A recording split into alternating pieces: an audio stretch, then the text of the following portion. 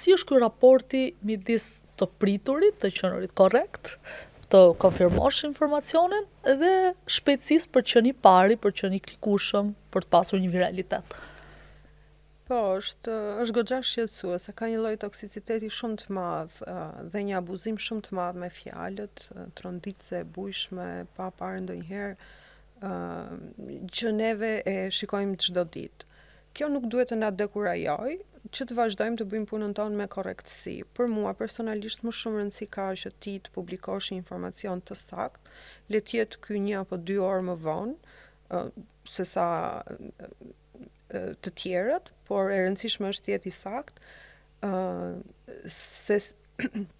krahasimisht me viralitetin. Besoj që me kalimin e kohës gazetari duke qenë i saktë, duke ju referuar burimeve zyrtare, duke pritur një konfirmim, por mbi të gjitha duke i përfshirë në raportimin e tij të gjitha anët e përfshira, vetëm në këtë mënyrë mund të arrijë të krijojë integritet për figurën e tij, megjithëse mund të kërkoj kohë dhe të krijojë besim tek publiku. Dhe kjo mendoj që në të ardhmen do jetë shumë e rëndësishme në një moment kur diçka ndodh, në momentin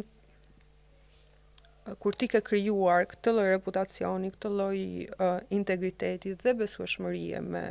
publikun, atëherë bëhesh i referueshëm dhe i lexueshëm dhe i besueshëm.